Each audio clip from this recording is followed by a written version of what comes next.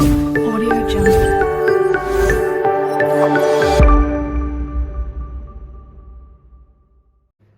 नमस्कार साथियों, मैं अंकित कुमार आपका स्वागत करता हूं हमारे YouTube channel Amazon for You में। दोस्तों आज हम पढ़ने वाले हैं ARF, जिसको हम क्या बोलते हैं, एक्यूट रीनल फेलियर या एक्यूट किडनी डिजीज। दूसरा इसको हम बोलते हैं एक्यूट किडनी इंजरी। ठीक है, बेसिकली ये रीनल फेलियर का ही टाइप होता है। तो सबसे पहले हमें जो रीनल होती है, हमारी किडनी होती है, उसकी एनाटॉमी हमें जाननी बहुत जरूरी है।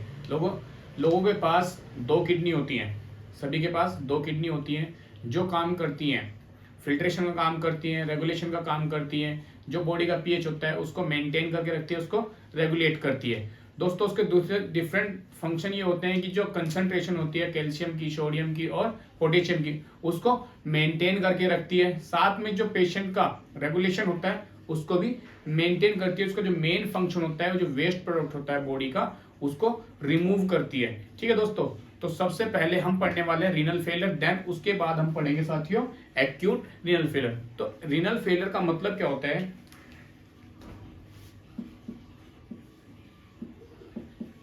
रीनल फेलियर, इसका मतलब क्या है?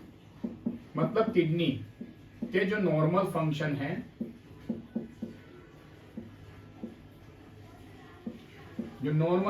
है, उसके अंदर अल्टरेशन आ रही है या इनसफिशियंसी हो रही है, जिसकी वजह से उसके फंक्शन डिक्रीज हो रहे हैं। मतलब क्या है कि जो किडनी का नॉर्मल फंक्शन होता है, जैसे मैं बोलूं कि एक्सक्रीटरी करती है, एक्सक्रीटरी फंक्शन है इसका,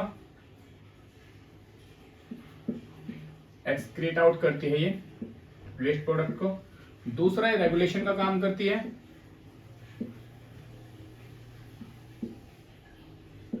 आपके इलेक्ट्रोलाइट को मेंटेन करके रखती है,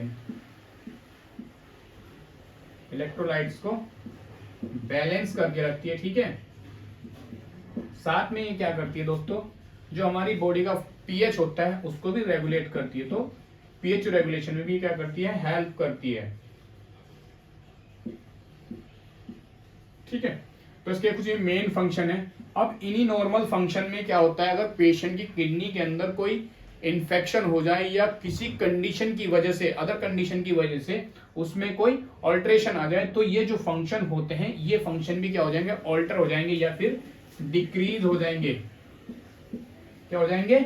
डिक्रीज हो जाएंगे, या इनके अंदर क्या हो जाएगी, इनसफिशियंसी। समझ आया? जो किडनी के नॉर्मल फंक्शन है इसके अंदर क्या आ जाएंगे, इनसफिशियंसी, ये अपना काम करना बंद कर देती है। अब ये होती किस वजह से है दोस्तों? इसके बहुत सारे कारण होते हैं, जैसे कि प्रॉपर तरीके से ब्लड का अमाउंट न जाना, या फिर फ्लूइड की कमी हो जाना किडनी में।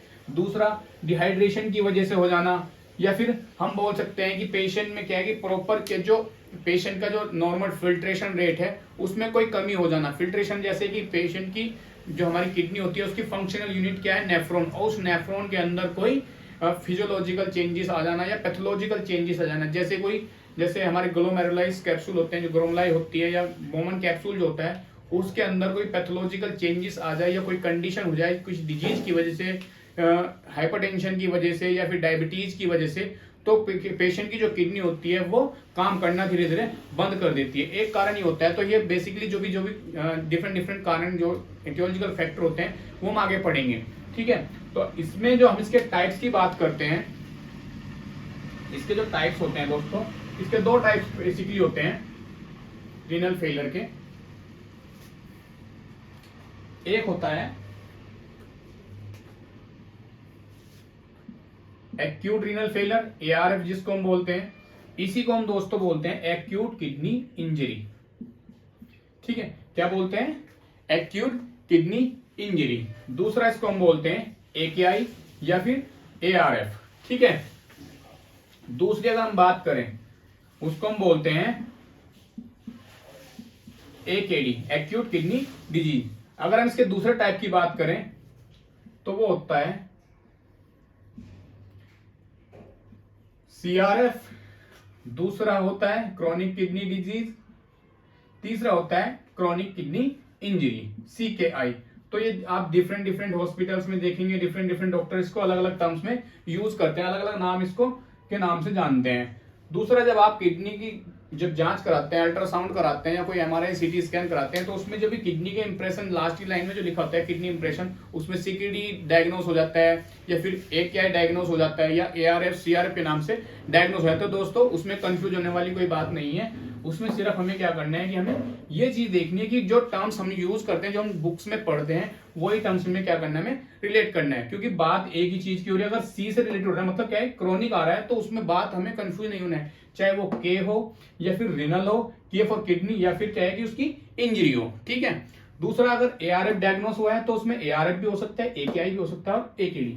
अब बात करते हैं जो ये एकेआई है, एक्यूट किडनी डिजीज है या फिर एक्यूट किडनी इंजरी है या फिर इसको हम बोल सकते हैं एआरएफ, एक्यूट रीनल फेलियर। अब ये होता किस तरीके से, ये कंडीशन होती क्या है, इसको हम इस लेक्चर में डील करने वाले हैं। साथ में बाद में हम इसका जो दूसरा टाइप है वो नेक्स्ट वीडियो नेक्स्ट लेक्चर में हम डील करेंगे, क्योंकि बहुत ज्यादा लेंथ होने की वजह से वीडियो बहुत ज्यादा लॉन्ग हो जाएगी। इस वजह से हम इसमें इस टाइप को डील करने वाले हैं। इसमें इसको हम पढ़ेंगे, इसके टाइप्स पढ़ेंगे, क्या क्या मैनेजमेंट है, क्या क्या इसका सिम्टम्स होते हैं और इसके क्या क्या किस तरीके से हम इसको डायग्नोस करेंगे, और लास्ट में इसका जो बेस्ट मैनेजमेंट है, बिल्कुल बेस्ट मैनेजमेंट जो इसके लिए होना चाहिए, जिससे क्या है कि जो उसके जो फंक्शन डिक्रीज हो रहे हैं उसको हम रिस्टोर किस तरीके से करें, उनको हम किस तरीके से पढ़ सकते हैं। तो दोस्तों सबसे पहले हम टाइम को वेस्ट ना करते हुए हमारे साथ जुड़े रहिए। तो हम पढ़ते हैं ARF.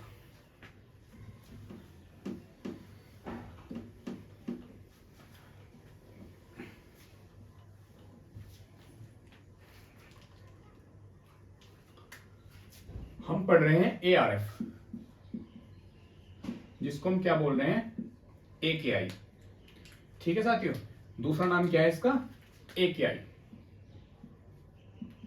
Acute kidney injury, acute renal failure. तो इसका मतलब क्या है, एक्यूट का मतलब क्या होता है, हम अगर आप हमारे साथ जुड़े हुए तो आपको समझ आ रहा होगा एक्यूट हम किसको बोलते हैं।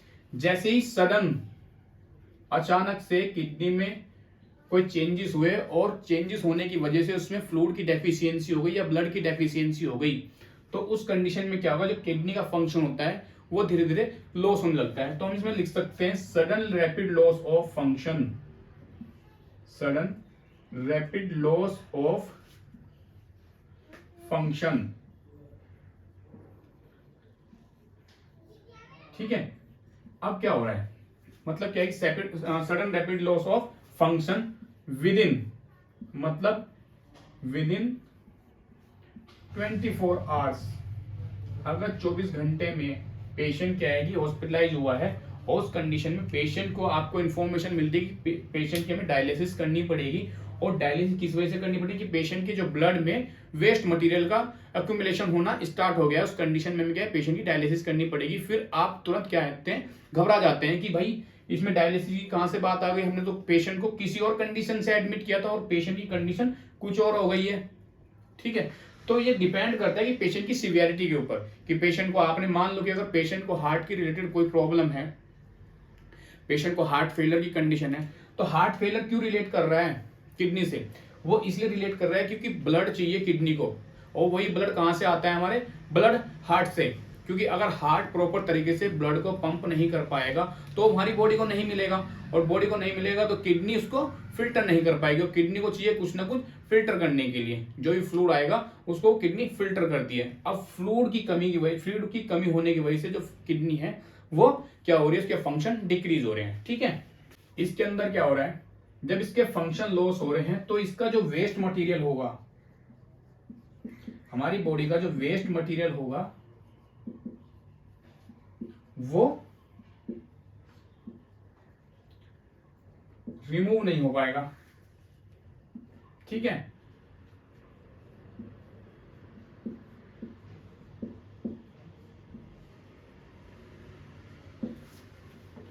जो वेस्ट मटेरियल होगा वो रिमूव नहीं हो पाएगा। ठीक है। अगर अचानक से किडनी में कोई चेंजेस आते हैं, कोई अनदर पैथोलॉजिकल कंडीशन की वजह से कोई चेंजेस आते हैं, या डिहाइड्रेशन की वजह से, पानी की कमी से, तो अगर किडनी के अंदर ये चीजें होती हैं या वाटर एक्यूमुलेशन की वजह से हो रहा है, वो हम टाइप्स में पढ़ेंगे कि कौन कौन से कारण होते हैं कि जिसकी वजह से एआरएफ या एकेआई की कंडीशन होती है। ठीक है। तो ये तो हो गई कि सडन लॉस ऑफ फंक्शन। अब इसमें पेशेंट की जो किडनी होती है वो, उसके जो फंक्शन होते हैं वो वेस्ट मटेरियल जो हमारी बॉडी के अंदर जमा होता है, कलेक्ट होता रहता है, उसको निकालने में क्या होती है, असमर्थ रहती है, अनेबल हो जाती है। तो इसको ठीक करने के लिए मैं क्या क्या ट्रीटमेंट लेना चाहिए वो हम लास्ट में पढ़ेंगे, ठीक है। अब बात करते हैं इसके दोस्तों, ये होती कितने दिन के लिए है। अब आपके मन में सवाल आ रहा होगा कि सर ये तो किडनी की जो एक्यूट है कुछ टाइम के लिए होनी चाहिए। जी बिल्कुल कुछ टाइम के लिए होनी चाहिए, लेकिन मैं बताता हूँ कि ये जो किडनी की प्रॉब्लम है इसमें इसमें ये कुछ घंटे के लिए भी हो सकती है, मतलब कुछ आवर के लिए भी हो सकती है। दूसरा ये कुछ वीक्स के लिए या कुछ दिन के लिए भी ऐसी प्रॉब्लम रहने वाली है। अगर आप समय रहते ट्रीटमेंट लेते हैं तो ये इसके जो फंक्शन होते हैं एआरएफ की स्टेज में, एआरएफ की स्टेज में जो किडनी के फंक्शन होते हैं उनको अच्छे से रिस्टोर किया जाता है और फ्यूचर के लिए उससे जो फर्दर कॉम्प्लिकेशन होने वाले हैं उनसे बचा जा सकता है, ठीक है। अब ये बात करते हैं कि किन लोगों में होने के चांसेस हैं। दोस्तों उन लोगों में होने के चांसेस ये हैं जो पहले से ही हॉस्पिटलाइज हैं पेशेंट, समझ आया, जो इन पेशेंट डिपार्टमेंट के पेशेंट आईपीडी पेशेंट होते हैं उनको क्या है वो किसी और कंडीशन से आए हैं। जैसे हार्ट फेलियर का मैंने तुम्हें एग्जांपल दिया है, पेशेंट का हार्ट फेलियर है या फिर कोई हार्ट अटैक करके आया है तो उस कंडीशन में होने के चांसेस है। दूसरा अगर पेशेंट को यूटीआई का इन्फेक्शन है, एक वो चांसेस बढ़ जाते हैं। यूटीआई का इन्फेक्शन किस वजह से, अगर यूटीआई के जो हमारा पूरा यूरिनरी ट्रैक्ट जो होता है उसके अंदर अगर कहीं से इन्फ्लामेशन हो गई है और इन्फ्लामेशन होने की वजह से क्या हो गया है, ऑब्स्ट्रक्शन हो गया है, यूरिन फ्लो अच्छे से पास नहीं हो पा रहा है। अब वो यूरिन फ्लो क्या होगा, जो यूरिन कलेक्ट हो रहा होगा वो वापस कहाँ पर एक्यूमुलेट होना, रिटेन होने लगेगा किडनी के अंदर। और किडनी के अंदर जब रिटेन होने लगेगा तो किडनी की धीरे धीरे जो सेल्स होती है, नेफ्रॉन्स जो होते हैं वो धीरे धीरे क्या होने लगेंगे, धीरे धीरे डैमेज होना स्टार्ट कर देंगे। और डैमेज जब हो जाएंगे तो वो क्या होगा, किडनी के कहीं ना कहीं जीएफआर रेट में भी वो कमी होने लगती है।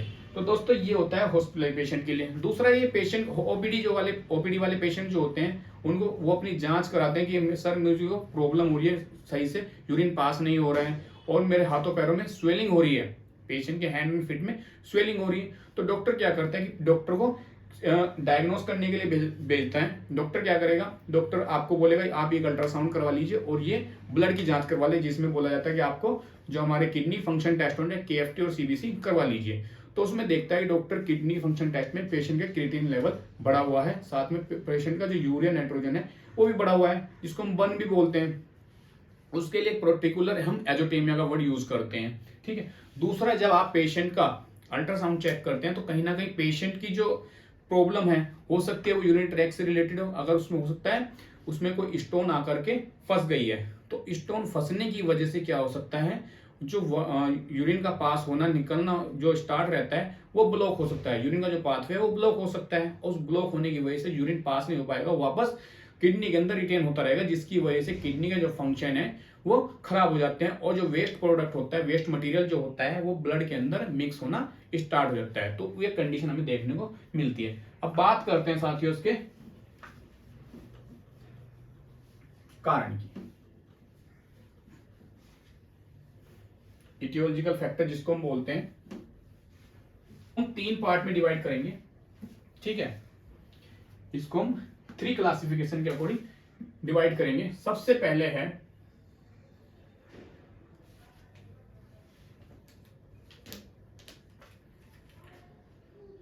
पहले हम पढ़ेंगे प्रीरिनल।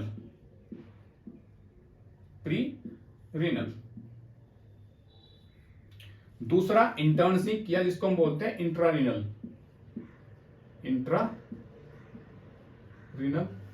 ये हम इसकी इटियोलॉजी पढ़ रहे हैं साथियों, ठीक है। क्या पढ़ रहे हैं, इटियोलॉजी मतलब कारण। आप जब एग्जाम में लिखते हैं तो इटियोलॉजिकल फैक्टर लिखें, कॉजेस ना लिखें, क्योंकि थोड़ा सा आप प्रोफेशनल में हैं तो प्रोफेशनल लैंग्वेज यूज करें। साथ में हम लिखेंगे बाद में इसका पोस्टरिनल। पोस्टरिनल ये भी एक कारण है इसका कि कौन कौन से जो फैक्टर होते हैं जो किडनी को डैमेज करते हैं। सबसे पहले हम बात कर रहे हैं पेरिनिनल की।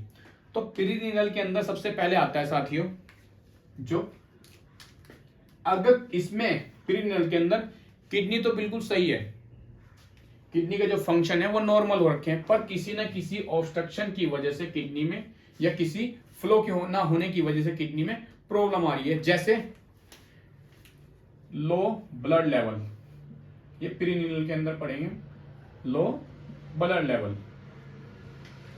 अगर किडनी को प्रॉपर तरीके से ब्लड नहीं मिल रहा है फिल्टर करने के लिए, फ्लूइड नहीं मिल रहा है, तो एक कारण ही हो सकता है। अगर आपकी बॉडी के अंदर खून की कमी है तो एक किडनी फेल हो सकती है। दूसरा लो फ्लूइड वॉल्यूम, जिसको हम क्या बोलते हैं, डिहाइड्रेशन भी बोल सकते हैं। तो एक कारण ये होता है कि डिहाइड्रेशन की वजह से भी किडनी फेल होती है। नेक्स्ट इसमें होता है पेरिकार्डाइटिस। पेरिकार्डाइटिस का मतलब होता है कि हार्ट की जो मसल्स होती है उसके अंदर इन्फ्लामेशन हो जाती है, जिसकी वजह से जो मसल्स होती है हार्ट की उसमें स्टिफनेस आ जाती है और प्रॉपर तरीके से ब्लड को पंप नहीं कर पाती। नेक्स्ट इसमें हो सकता है साथियों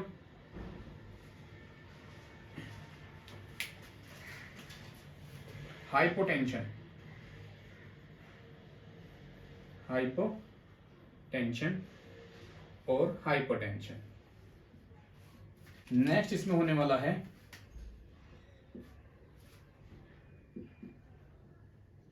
रीनल इस्चेमिक। अब ये रीनल इस्चेमिक क्या है? अगर रीनल के अंदर कहीं पर भी कोई आर्टरी या कोई टिश्यू रप्चर हो गया है, कोई ब्लड वेसल रप्चर हो गया है और रप्चर होने की वजह से वहां पर क्लॉट फॉर्मेशन हो गई है, क्लॉट फॉर्मेशन होने की वजह से जो आर्टरी से ब्लड आने वाला है या कोई फ्लूइड आने वाला है वो ब्लॉक हो गया है, जिसकी वजह से जो टिश्यू होते हैं या सेल्स होती है वो नेक्रोस हो जाती है। तो उसको हम क्या बोलते हैं, रीनल इस्चेमिक। कहीं ना कहीं क्या है, टिश्यू के अंदर ये प्रॉब्लम होने वाली है। नेक्स्ट इसमें होने वाला है लिवर सिरोसिस। लिवर सिरोसिस ये सब हम किस में पढ़ रहे हैं, प्री रीनल के अंदर ये कारण है। ठीक है, क्योंकि इसमें हमारी किडनी बिल्कुल क्या है, नॉर्मल है, किडनी अभी खराब नहीं हुई है, अब खराब होने वाली है। अगर पेशेंट के सामने ये सारी कंडीशन हैं, इन वजह से किडनी खराब हो सकती है, ये कंडीशन हो गई। दूसरा है इंट्रारीनल, जिसको हम बोलते हैं इंटर्नसिक। अब किडनी के अंदर कोई प्रॉब्लम है, जैसे किडनी के अंदर क्या प्रॉब्लम हो सकती है, मैंने आपको बताया कि किडनी की अगर जो ग्लोमेरुलस कैप्सूल जो होता है, जहां पर हमारी छलनी होती है, कैपिलरीज प्रेजेंट होती है, अगर वो डैमेज हो जाए तो हम लिख सकते हैं ग्लोमेरुलाई डैमेज। अगर पेशेंट की नेफ्रॉन की, किडनी की जो फंक्शनल यूनिट होती है नेफ्रॉन, अगर उसके अंदर जो हमारी ग्लोमेरुलाई होती हैं अगर वो डैमेज हो जाए। दूसरा, जो रीनल ट्यूब्यूल्स होते हैं अगर वो भी डैमेज हो जाए। ठीक है, तीसरा इसमें होता है cyst with in the kidney.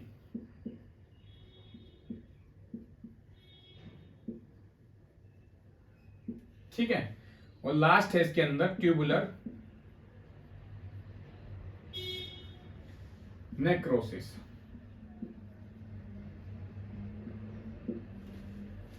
Cyst मतलब क्या है कि अगर किडनी के अंदर कहीं पर छोटी सी कोई गांठ बन गई है, कोई सिस्ट फॉर्म हो गई है, तो उस वजह से भी क्या होता है, उस पर किडनी में प्रेशर पड़ेगा, प्रेशर होने की वजह से वहां पर प्रॉब्लम में किडनी के अंदर चेंजेस देखने को मिल सकते हैं। दूसरा ट्यूबुलर मतलब जो ट्यूब्यूल्स होते हैं हमारे पीसीटी डीसीटी, अगर वहां पर भी कोई सेल नेक्रोस हो गई है, वहां पर प्रॉपर ब्लड सप्लाई नहीं है, तो उस कंडीशन में जो हमारी सेल्स होती है वो नेक्रोस हो जाती है, तो उसको हम क्या बोल रहे हैं, ट्यूब्यूल नेक्रोसिस। अब बात करते हैं पोस्ट रीनल की। अब पोस्ट रीनल मतलब क्या है कि किडनी से जो हमारा नीचे वाला पोर्शन होता है, जैसे किडनी के बाद हमारा कौन सा पोर्शन आता है हमारा, जैसे यूरेटर। अब यूरेटर के अंदर अगर कोई स्टोन आकर रुक जाए, ठीक है। दूसरा, अगर ब्लेडर के अंदर कोई स्टोन आकर रुक जाए,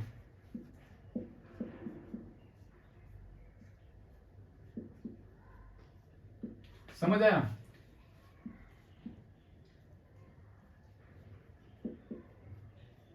क्योंकि ये क्या कर रहे हैं, कोई पथरी अगर आकर फंस जाती है तो ये यूरिन के फ्लो को ब्लॉक कर देती है, ऑब्स्ट्रक्ट करती है, जिसकी वजह से जो यूरिन होता है, जो वेस्ट मटेरियल होता है, वेस्ट प्रोडक्ट जो फ्लूइड होता है, वो ब्लड के अंदर मिक्स होना स्टार्ट हो जाता है और बाद में किडनी के अंदर रिटेंशन होने लगता है। नेक्स्ट इसमें है यूरेथ्रल स्ट्रक्चर।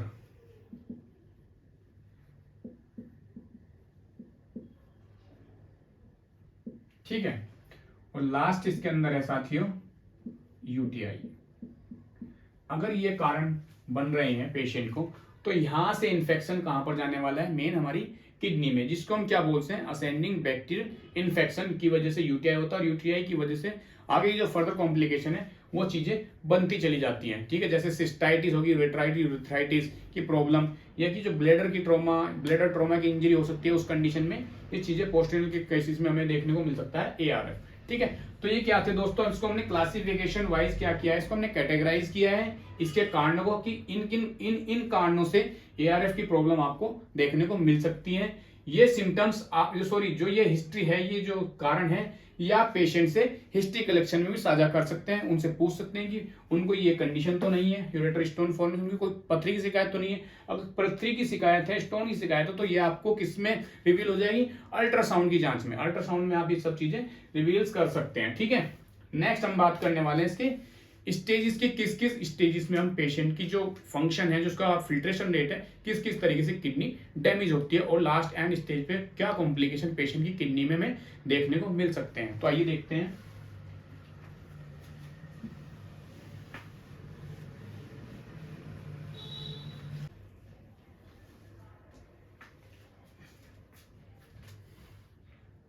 अब देखते हैं दोस्तों stages of ARF as classified। तो इसको भी हम क्या करेंगे, टेबल के रूप में ही देखेंगे किस तरीके से इसमें डैमेज हो रही है। तो सबसे पहले हम देखते हैं कि क्लास कौन सी है, दूसरा हम देखते हैं इसमें फिल्ट्रेशन,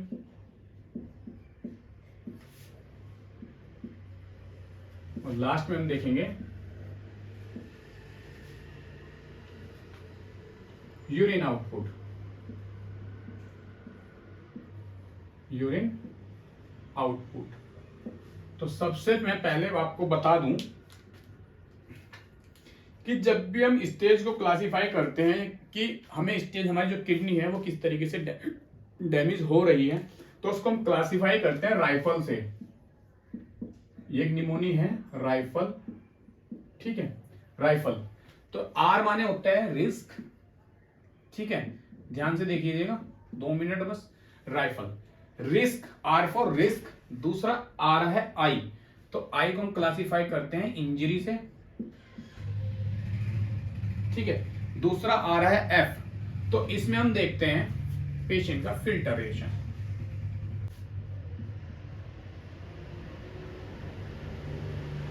फिल्ट्रेशन फॉर फेलियर, या इसको हम बोल सकते हैं एक तरीके से फेलियर। ठीक है, लास्ट में हम देख रहे हैं एल, तो इसका मतलब होता है लॉस, कि किडना फंक्शन किडनी ने अपना लॉस कर दिया है। और लास्ट में आता है ई, तो उसको हम बोलते हैं and stage of kidney disease. तो ये बन गया ESKD। तो इसको हम बोलते हैं RIFLE, इसको हम बोलते हैं राइफल। अब बात करते हैं इसकी हम फिल्ट्रेशन की, जिसको हम बोलते हैं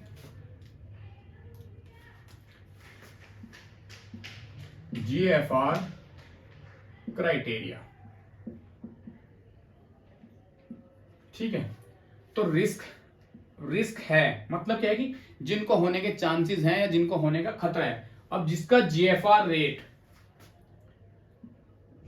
25% है, समझ आया, जिसका GFR रेट 25% है, और जो क्रिएटिनिन लेवल है, जो बॉडी का क्रिएटिनिन लेवल है, वो कितना हो गया है, 1.5 mg/dl फ्रॉम द बेसलाइन। मतलब बेसलाइन से कितना पहुंच गया है, 1.5। अगर हम इसके नॉर्मल लेवल की बात करें, क्रिएटिनिन के इसके नॉर्मल लेवल की बात करें, तो साथ ये होता है, नॉर्मल क्रिएटिनिन लेवल होता है 0.7 to 1.3 mg/dl। ठीक है, इतना होता है। अब देखते जाइएगा, अब इसमें क्या हो रहा है, जो क्रिएटिनिन लेवल है वो कहां पहुंच गया, बॉर्डर लाइन से 1.5 mg/dl, ये बेस लाइन से। उसके साथ साथ जो इसका GFR रेट है, मतलब 1/4 हिस्सा ही अभी क्या हुआ है, खराब होने के चांसेस हैं, तो 25% हो गया। दूसरा अगर हम बात करें इसके यूरिन आउटपुट कितना आ रहा है, तो पेशेंट का जो यूरिन आउटपुट होता है इसमें वो होता है 0.5 ml पर केजी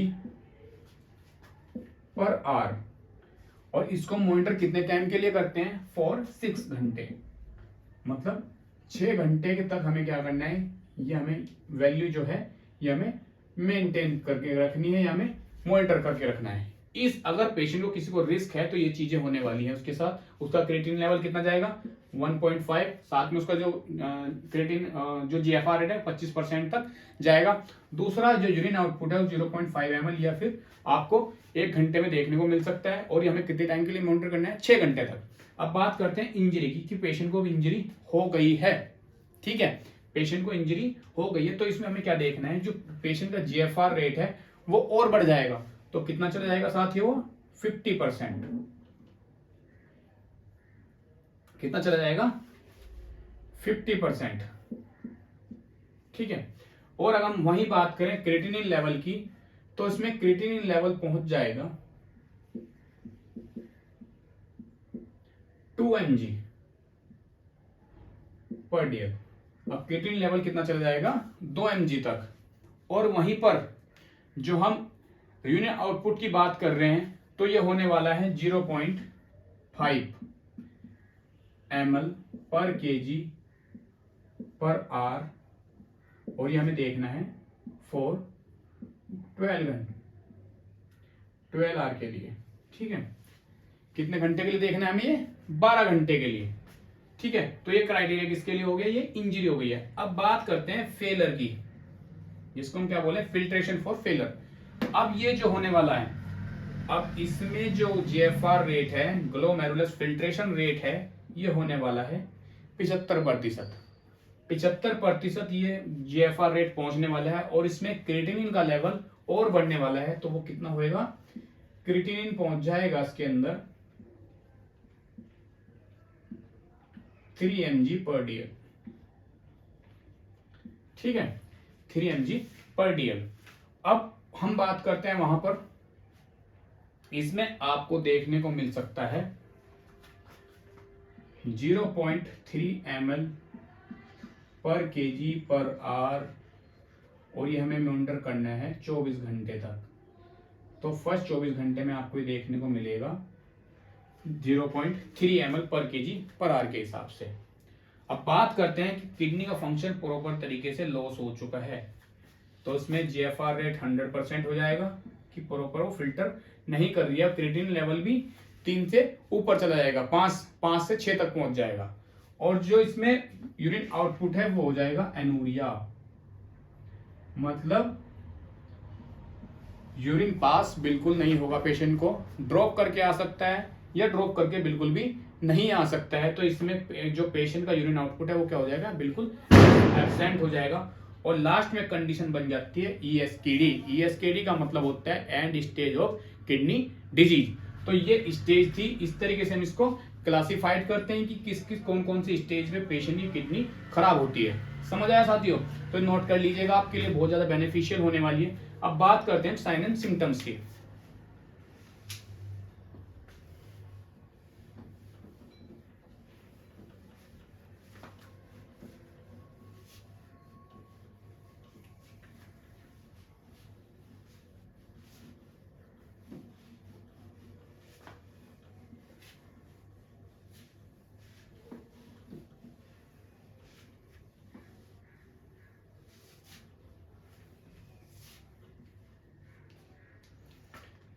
साइन एंड सिम्टम्स,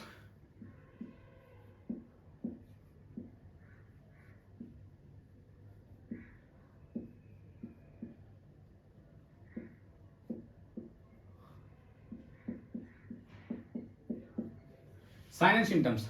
सबसे पहले मैं बोल रहा था कि पेशेंट की कंडीशन बन रही है और पेशेंट की बॉडी के अंदर वाटर रिटेंशन होना स्टार्ट रहता है। तो सबसे पहले हम लिख सकते हैं फ्लूइड रिटेंशन। फ्लूइड रिटेंशन देखने को आपको मिलेगा, जिसको क्या कॉज करता है, एडिमा, ठीक है। और ये एडिमा आपको कहां पर देखने को मिलेगा, स्वेलिंग ओवर द ये आपको देखने को मिलेगा एंकल, लेग और साथ में आपके ये फिट।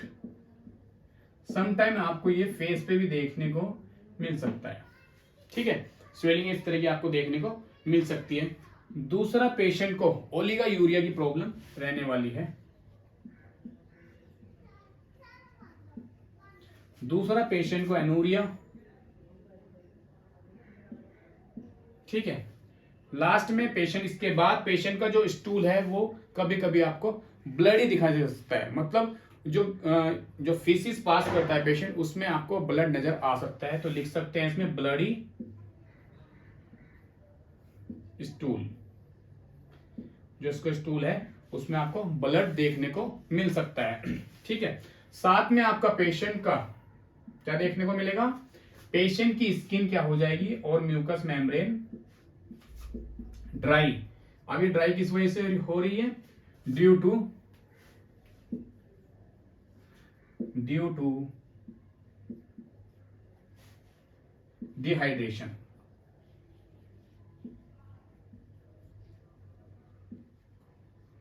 ठीक है, डिहाइड्रेशन। जो पेशेंट का आउटपुट है वो क्या हो जाएगा, इसमें आपको देखने को मिलेगा डिक्रीज, कम हो जाएगा, क्योंकि किडनी फिल्टर तो कर ही नहीं रही है। ठीक है, अब इसमें क्या हो जाएगा, जिसका आउटपुट है वो डिक्रीज हो जाएगा। इसमें आपको पेशेंट की बॉडी के अंदर हाइपरटेंशन देखने को मिलेगा। पेशेंट का बीपी भी क्या मिलेगा आपको, बढ़ा हुआ नजर आने वाला है। नेक्स्ट सिम्टम्स की बात करते हैं। इसमें ये बहुत सारे इंपॉर्टेंट में सिम्टम्स आपको बता रहा हूं, तो आप प्लीज कंसंट्रेशन यहीं पर रखिए।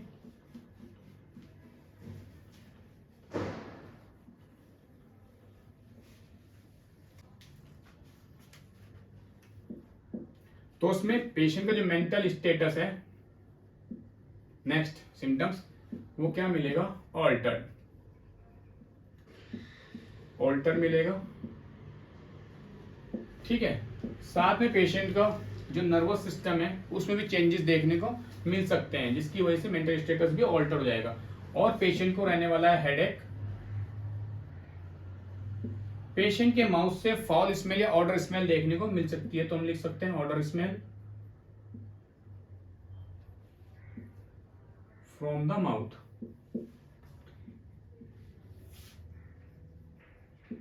ठीक है, नेक्स्ट पेशेंट में इसमें देखने को मिलेगा पेशेंट ड्राउजीनेस, और साथ में पेशेंट को देखने को मिलेगा पेशेंट की बॉडी के अंदर हाइपर कैलीमिया। जी बिल्कुल, पोटेशियम का जो लेवल है वो बढ़ा हुआ नजर आने वाला है। जब आप पेशेंट की ईसीजी कराएंगे तो पेशेंट की ईसीजी में जो टी वेव है, जो टी वेव होती है, इसके कारण वो टॉल नजर आने वाली है, टॉल नजर आने वाली है या पीक नजर आने वाली है। ठीक है, ये बिल्कुल क्या है इसका, इसके कारण, मगर बॉडी के अंदर हाइपर कैलीमिया की प्रॉब्लम हो रही है तो पेशेंट के अंदर टी वेव या टॉल नजर आने वाली है। ठीक है, नेक्स्ट पेशेंट को इसमें होने वाला है nausea vomiting. Nausea vomiting, patient का आपको जो बॉडी वेट है वो बढ़ा हुआ नजर आ सकता है, तो लिख सकते हैं इंक्रीज बॉडी वेट। ठीक है साथियों, तो इसके कुछ सिम्टम्स थे जो मैंने आपको डिटेल में बताए हैं, और एक एक सिम्टम्स को मैंने बहुत अच्छे से बता रहा हूं। अब बात करते हैं कि इन कंडीशन को हम पहचानने कैसे, और क्या क्या हम इसके लिए डायग्नोस ले सकते हैं, या कौन कौन सी जांचें हम इसके लिए करवा सकते हैं, जिसकी वजह से समय रहते ये चीजें रिवील्स हो सके, समझी जा सके और उनको पहचाना जा सके, और समय रहते आप इसका ट्रीटमेंट ले सके, जिससे क्या है कि जो फर्दर कॉम्प्लिकेशन, जो आगे कॉम्प्लिकेशन होने वाले हैं, उनसे बचा जा सके। तो वो है डायग्नोस्टिक इवैल्यूएशन।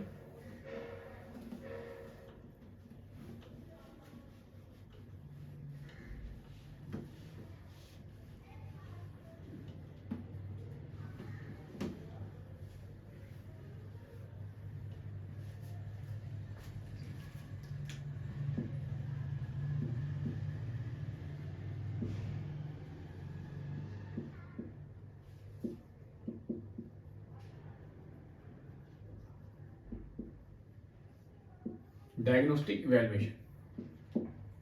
तो सबसे पहले आपको क्या करना है, पेशेंट की हिस्ट्री कलेक्ट करनी है।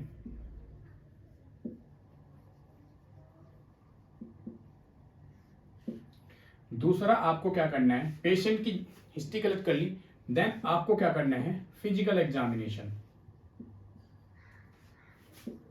फिजिकल एग्जामिनेशन में आपको क्या दिखेगा, जब आप इंस्पेक्शन करेंगे पूरी बॉडी का, तो आपको क्या करने वाला है, क्योंकि बॉडी के अंदर क्या हो रहा है, फ्लूइड रिटेंशन, और उस फ्लूइड रिटेंशन की वजह से कहीं पर आपकी जो बॉडी है उसके जो पार्ट्स हैं, जैसे एंकल और पेशेंट के फीट और पेशेंट की लेग, फेस के ऊपर पफी फेस नजर आने वाला है, तो वहां पर आपको स्वेलिंग नजर आने को मिल सकती है फ्लूइड रिटेंशन की वजह से, और बॉडी में अडीमा देखने को मिल सकता है। ये तो बात होगी इंस्पेक्शन की। अगर आप पेशेंट का ऑस्कल्टेशन कर रहे हैं, जी बिल्कुल, अगर आप पेशेंट का ऑस्कल्टेशन कर रहे हैं, अगर आप लंग्स की साउंड सुनना चाहते हैं, तो वहां पर आपको फ्लूइड रिटेंशन की वजह से क्रैकल साउंड सुनने को मिल सकती है। साथ में जब आप हार्ट साउंड सुनेंगे तो वहां पर आपको मरमर साउंड सुनने को मिलेगी। ऐसे ही अगर आप अदर और एबनॉर्मल साउंड्स भी देखने को मिल सकती हैं। अगर आप स्टमक का या एब्डोमेन का ऑस्कल्टेशन करने वाले हैं तो वहां पर आपको और ज्यादा एबनॉर्मल साउंड देखने को मिल सकती हैं। तो ये फिजिकल एग्जामिनेशन में आप क्या करेंगे, ये चीजें आप इसमें कर सकते हैं। साथ में आप पेशेंट का वाइटल साइंस मॉनिटर करेंगे। मॉनिटर करने के लिए आपको क्या होता है कि सबसे पहले बीपी, देन उसके बाद जो पेशेंट की हार्ट रेट है उसको मेंशन करें, और वो चीजें आप क्या करें, अपने रिकॉर्ड में लिख सकते हैं। और पेशेंट का आपको बॉडी वेट चेक करना है, यूरिन आउटपुट चेक करना है कि पेशेंट का यूरिन आउटपुट कितना आ रहा है। ये सब किस में आ जाएगा, आपका फिजिकल एग्जामिनेशन में। नेक्स्ट बात करते हैं इसके ब्लड इन्वेस्टिगेशन की।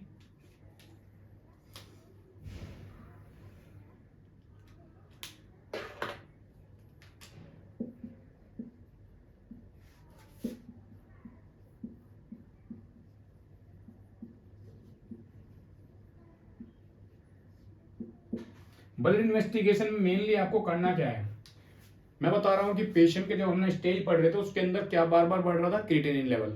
अब इसमें हमें क्या करना है, ब्लड इन्वेस्टिगेशन में जब आप रीनल फंक्शन टेस्ट कराएंगे या केएफटी कराएंगे, किडनी फंक्शन टेस्ट कराएंगे, तो आपको उसमें क्या करना है, आपको उसमें देखना है कि पेशेंट का जो क्रिएटिनिन लेवल है या बर्न है ब्लड के अंदर, जो ब्लड इन्वेस्टिगेशन करवा रहे हैं उसमें आपको बर्न देखना है, क्रिएटिनिन लेवल देखना है,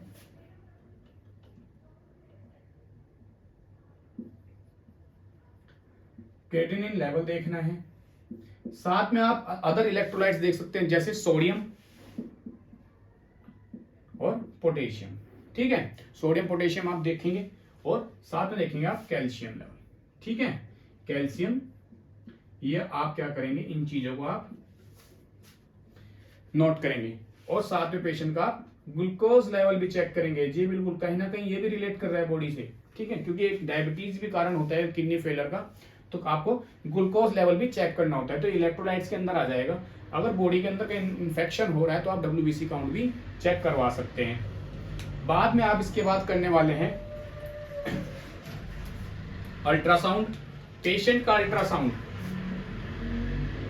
जैसे नेक्स्ट जांच कौन सी हमारी, USG अल्ट्रासाउंड, एब्डोमेन एक्सरे आप करवा सकते हैं, CT स्कैन और MRI।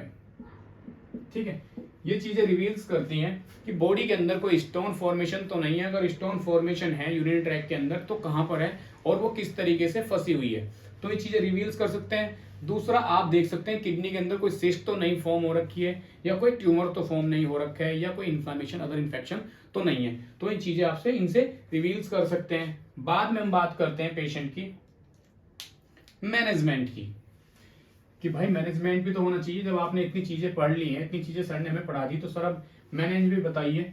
तो बिल्कुल हम मैनेजमेंट डिस्कस करने वाले हैं।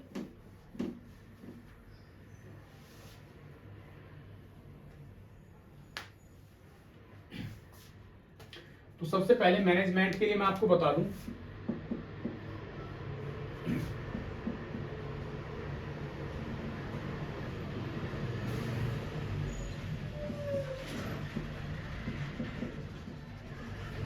मैनेजमेंट, ये मैनेजमेंट डिपेंड करता है पेशेंट की कंडीशन की सीवियरिटी पे। अब पेशेंट की कंडीशन की सीवियरिटी कैसी है, ये आपको पता चलेगा जांच से कि पेशेंट की जो किडनी खराब हुई है वो किस वजह से हुई है, हमें किस चीज़ का आगे कौन कौन सा ट्रीटमेंट लेने की जरूरत है, कौन कौन सी ट्रीटमेंट आवश्यकता हमें पड़ सकती है। तो सबसे पहले मैं बता दूं आपको, पेशेंट का अगर डिहाइड्रेशन की वजह से किडनी में कोई प्रॉब्लम आ रही है, कोई चेंजेस आ रहे हैं उसके फंक्शन में, तो आपको मेंटेन करना है उसका फ्लूइड। जी बिल्कुल, उसके फ्लूइड इलेक्ट्रोलाइट बैलेंस को आपको मेंटेन करके रखना है, जिसकी वजह से पेशेंट की जो किडनी है उसके फंक्शन को रिस्टोर किया जा सकता है। अगर पेशेंट की किडनी के अंदर हाइपर कैलीमिया की प्रॉब्लम हो रही है, जी बिल्कुल, इफ पेशेंट है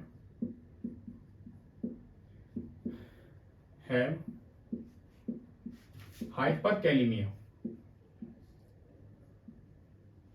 पोटेशियम का लेवल अगर बढ़ा हुआ है बॉडी के अंदर, तो इसको रिमूव कैसे करेंगे? तो हमें इसमें कैटायन एक्सचेंज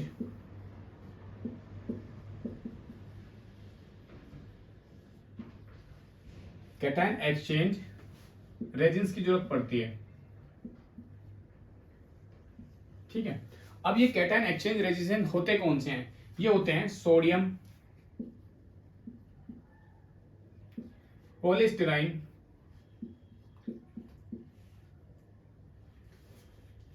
सल्फोनेट। अगर हम बात करें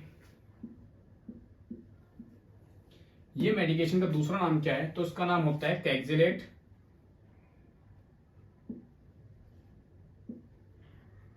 और काइनॉक्स। ठीक है, काइनेक्स, ये इसका नाम है। जब आप ये पेशेंट को ऑरली टैबलेट देते हैं, ये ऑरल फॉर्म में देते हैं, तो पेशेंट के इंटेस्टाइन ट्रैक्ट के अंदर जाकर के अपना काम करती है। अब ये काम कैसे करती है? जो पेशेंट के अंदर जो डायरिया के थ्रू इसके डायरिया वाले इफेक्ट आने वाले हैं, तो ये क्या करती है, इंटेस्टाइन के अंदर वाटर लॉस का काम करती है, जिसके थ्रू क्या होता है कि जो पोटेशियम होता है वो वाटर के साथ बैंड होकर के बाहर निकल जाता है। दूसरा, अगर हम ये कैक्सिलेट सोर्बिटोल के साथ देते हैं, समझ आया, यही कैक्सिलेट हम सोर्बिटोल के साथ देते हैं, तो इसके अलग से इफेक्ट हमें देखने को मिलते हैं। दूसरा, अगर यही कैक्सिलेट हम पेशेंट को अनीमा के थ्रू देते हैं, समझ आया, पेशेंट की अनीमा के थ्रू देते हैं, तो पेशेंट के अनीमा के थ्रू जब देंगे तो ये जो कैक्सिलेट है ये कहां पर जाएगा? कोलोन के अंदर। और तो कोलोन एक बेस्ट साइट होती है जहां पर कैटायन का एक्सचेंज होता है, जहां पर पोटेशियम का एक्सचेंज होता है। ठीक है, जो पोटेशियम का बेस्ट रूट है, जो बेस्ट जगह है, एक्सप्लेसमेंट है, जो एक रूट होता है एक्सचेंज होने का, वो कहां पर होता है? कोलोन के अंदर। तो वहां पर से जब हम देंगे तो वहां पर कैटायन का एक्सचेंज हो जाएगा, और एक्सचेंज होने की वजह से पेशेंट को जो डायरिया वाले सिम्टम्स है वो होने को हमें देखने को मिलेंगे। तो पेशेंट का जो वाटरी डायरिया है वो पेशेंट को होना स्टार्ट हो जाएगा, जिसके लिए हमें क्या करना पड़ेगा? हमें कोलोन कैथेटर का यूज करना पड़ेगा पेशेंट का। और ये हमें करना कितने टाइम के लिए? Over 30 minutes. जब ये 30 मिनट्स हो जाएं, जब तक क्या है कि जो पेशेंट का जो डायरियल फ्लूइड है वो बाहर निकल जाएगा, और उसके साथ साथ क्या रिमूव हो जाएगा? हमारा पोटेशियम। तो हमें उसमें किसके लिए, कितने टाइम के लिए करना होता है? 30 मिनट्स के लिए। नेक्स्ट, इसमें हम पेशेंट का अडीमा, जो पेशेंट को अडीमा हो रहा है, फ्लूइड रिटेंशन हो रहा है, उससे रिलीफ दिलाने के लिए हम क्या करते हैं? उसमें हम देते हैं पेशेंट को डायरेटिक्स।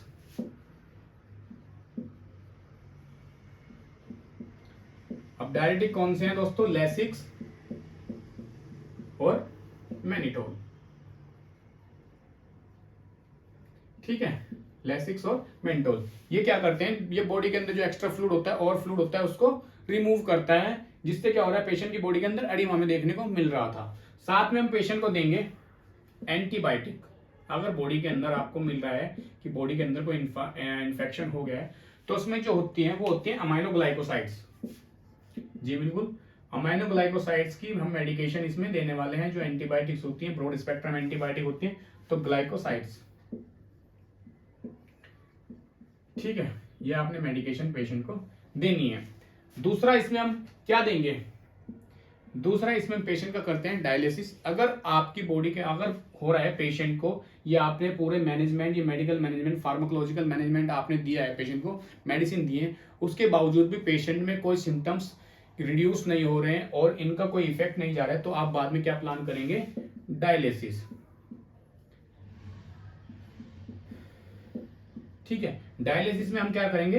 हीमोडायलिसिस। अब haemodialysis best treatment of choice है। जी बिल्कुल, ये जो हीमोडायलिसिस है बेस्ट ट्रीटमेंट ऑफ चॉइस है पेशेंट की ARF या CRF कंडीशन में। बिल्कुल ARF की कंडीशन जिसे हम बोल रहे हैं एक्यूट रीनल फेलियर या फिर एक्यूट किडनी डिजीज या एक्यूट इंजरी।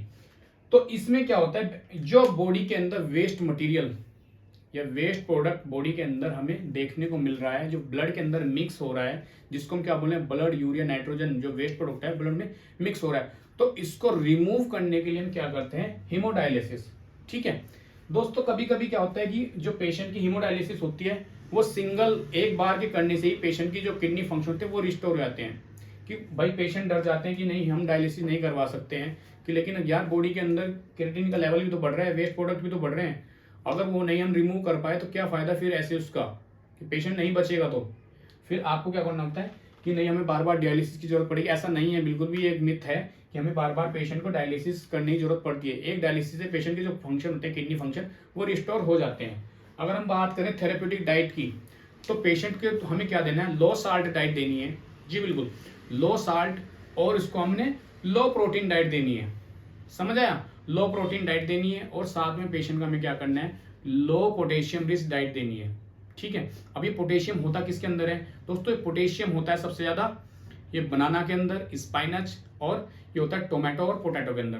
तो ये जो वेजिटेबल्स हैं, जो फ्रूट्स हैं, इनको पेशेंट को बिल्कुल नहीं देना है। अब ये होता किसके अंदर नहीं है, ये भी तो बात है, किसके अंदर नहीं होता है दोस्तों, ये नहीं होता है कैबेज के अंदर, गोभी जिसको आप बोलते हैं, हरी बीन्स जिसको हम बोलते हैं ग्रीन बीन्स, उसके अंदर ये बिल्कुल नहीं होता है, ग्रेप्स के अंदर नहीं होता है, स्ट्रॉबेरी के अंदर नहीं होता है। ये मेडिकेशन आप सॉरी ये जो फ्रूट्स हैं, ये जो डाइट है, ये आप पेशेंट को इनटेक में ला सकते हैं। ग्रेप्स दे सकते हैं, स्ट्रॉबेरी दे सकते हैं, एप्पल्स दे सकते हैं आप, और ये जो सब्जी में देना है, सब्जी के अंदर देना आपको देना है आपको कैबेज और हरी बीन्स।